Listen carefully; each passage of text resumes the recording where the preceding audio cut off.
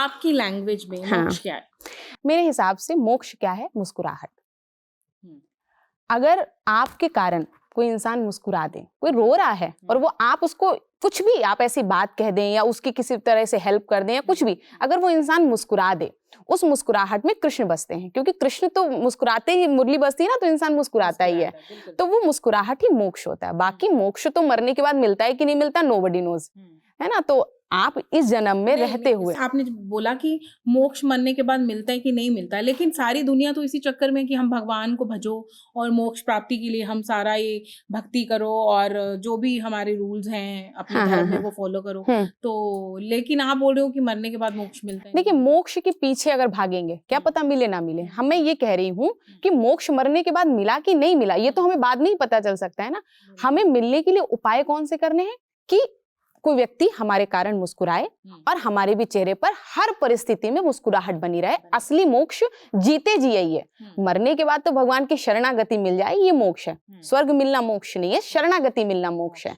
तो इस धरती पे रहते हुए हम मुस्कुराएं और सब मुस्कुराएं, ये यहाँ का मोक्ष। तो क्या ये सच है कि मरने के बाद ही स्वर्ग नरक है, या फिर जो इस धरती पर आ गया वही स्वर्ग और नरक हम समझे? देखिए, इसमें भी कई सारे मत हैं।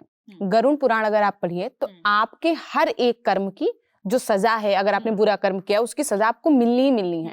और ये शरीर, ये तो यहीं जल जाना है, इसको तो यहीं पे सब फिनिश हो जाना है, लेकिन इसके भीतर भी, मतलब नॉट आत्मा, आत्मा तो परमात्मा से ही मिलती है, एक सूक्ष्म जीव होता है जो जाता है स्वर्ग और नरक को झेलने के लिए। अच्छे कर्म किए हैं, स्वर्ग मिलेगा। स्वर्ग क्या है? जस्ट लाइक अ 5 स्टार 7 स्टार होटल, जो मांगा तुरंत मिला, जो मांगा तुरंत मिला। बट कब तक मिला? जब तक आपने पेमेंट किया। जितने अच्छे कर्म है उतना स्वर्ग, उसके बाद कहाँ आ जाओ, बुरे कर्मों पे, नरक पे आ जाओ। तो कहीं कुछ लोग ये भी मानते हैं कि अगर अच्छे कर्म करेंगे तो सब कुछ यही मिलना है, व्यक्ति को कर्मों का फल यही ही मिलना है।